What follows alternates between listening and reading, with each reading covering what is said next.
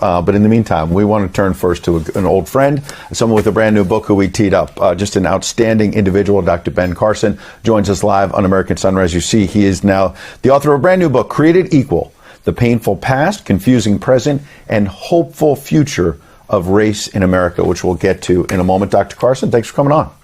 Welcome. Thanks for having me. Good to see you. Now, we see you not just as a former cabinet secretary, but a spiritual leader. And so we normally start the show with a quick devotional from Jesus Calling.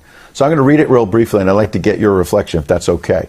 So for May 10th, they say, do not resist or run from the difficulties in your life. These problems are not random mistakes. They are hand-tailored blessings designed for your benefit and growth. Embrace all the circumstances that I allow in your life, trusting me to bring good out of them. View problems as opportunities to rely more fully on me. Let's start with your thoughts this morning, Dr. Carson, on that. Well, I love that because, we all have difficulties in our lives.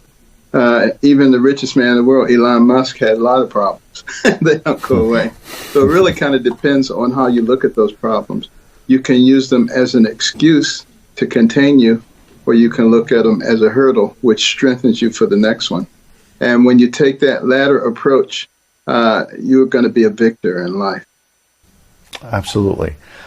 Speaking of victories, the pro-life movement has been pushing for decades to overturn Roe v. Wade. There's been this leaked Supreme Court decision. We don't know. It's a draft. We'll see where it all winds up in June or July. But as someone who's been on the forefront here, what are your thoughts not just about that and the possible future here in America without Roe v. Wade, but also what we're seeing at these Supreme Court justices' homes?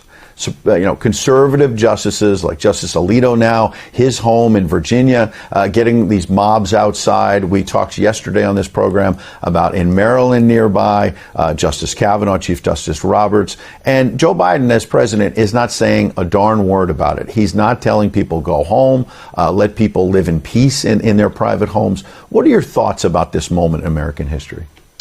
Well, I'm disappointed that the Justice Department isn't being a little more forceful. We cannot have intimidation of our Supreme Court justices and just sit by and look and say, well, they have the right to protest peacefully. You don't have a right to intimidate a judge or a jury.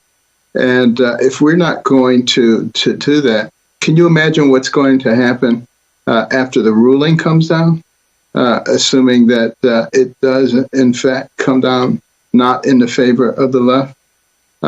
This is going to be a walk in the park compared to what will happen then. So we need to send a message right now that this kind of foolishness will not be tolerated.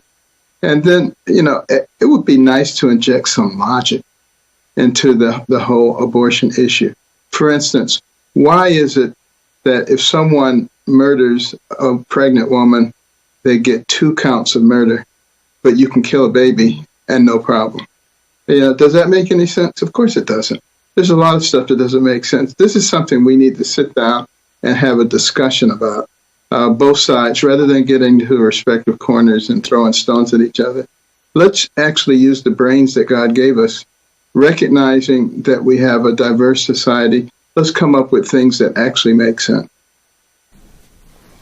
The left likes to divide us, though, and I think what we're seeing right now is very reminiscent of what we saw with the BLM riots, and we seem to be heading in this direction again, where everything is just going to be very chaotic. Do you think that people on the left are waking up because of the chaos, and that there's some optimism there that people are going to move further to the right because this has gotten too extreme? Well, I'm seeing some evidence of that, and look what happened in Virginia, last November. A lot of those people were not right-wing people. They were left-leaning individuals. But I think people are starting to recognize that we have an incredible gem here in the United States. Do we really want to let it go? Have we observed what's happened in other countries when they allow Marxist regimes to get in and just gradually take over, and how quickly they go downhill? Look how many things have changed just in the last year here. Look at how the media is trying to shield, for the left, with this 2000 Mules movie, the same way they shielded for the Hunter Biden computer. I mean, these kinds of things are abominable. The good thing is that we're starting to get different kinds of platforms that are emerging now, which will make it possible to get the truth out.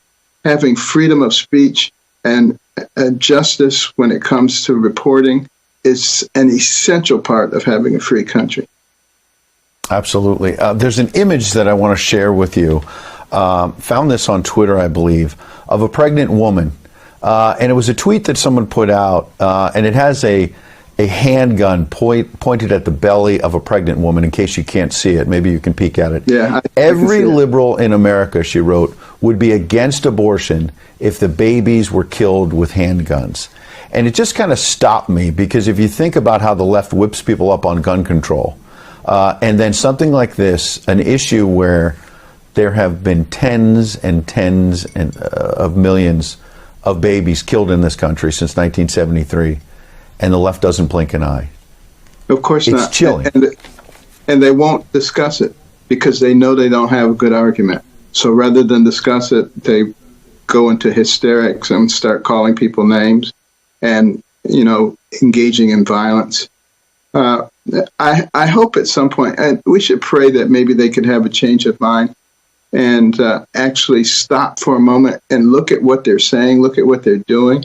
There were some women who were celebrating abortion, talking about killing babies and burning their bodies for energy. I mean, just ridiculous things. If they could just hear themselves for a moment, I think maybe some of them might reconsider. Mm-hmm. It's really disturbing. We're just seeing this very disturbing downturn with so many of these issues. And, election fraud is such an important issue to our audience, to America as a whole. If we don't have free and fair elections, just like the censorship you were talking about, we no longer have a country. This movie, 2,000 Mules, has exposed so much of what happened and provides evidence, not only video, but cell phone data that backs up the video. And you watch the movie and it's so compelling. I know you've watched part of it. Are you surprised that this is now being censored, or is this just expected? Do we now live in a world of censorship in this country? No, I totally expect it to be censored. They don't want that information out. They don't want any information out that questions anything that's to their advantage. You got to realize there are people there who don't like our system. They want to fundamentally change it. And what's the best way to do that? You get people to believe that our system doesn't work. And how do you get people to believe that our system doesn't work? Defund the police, let criminals out, not guard our southern borders, etc. And then you say, see, I told you the system didn't work. We need to change to something else. Dr. Carson, I want to take you up on that prayer that you suggested a moment ago before you go, and we'll get to that in a moment, because that's a brilliant idea, to sort of pray for people in this country to think twice about these barbaric practices. Mm-hmm. But first, I want to ask you about the book, because as important as abortion is to discuss, race in America is as well. And the media, the way it's covered, we all know the drill. It's cancel culture. You can't say certain things, but BLM can run around, steal money from people, have mansions out in California, not actually help the black lives that they're promising in some cases to help. And then people can riot, and the left will look the other way if they're on the same side politically. You have a much different approach. Your whole life, your whole career. It's only been a little bit about politics, running for president and serving in the cabinet, a distinguished medical career, and just a great husband and father and an American citizen. So tell us about your approach in this book, and what's your hope for America in terms of race moving forward. Well, I wrote this book because I was concerned about the fact that everything seems to be circling back to race again. And there are allegations that our system is systemically racist. And what we're trying to teach our children, that the most important determinant of what happens to you in life is the color of your skin. All of these things are extraordinarily detrimental. So the book really goes back and looks at facts and looks at our history, not even from 1619, but back into the 1500s, and what the racial relationships have been. And what you will see is that just in my lifetime, things have changed dramatically. When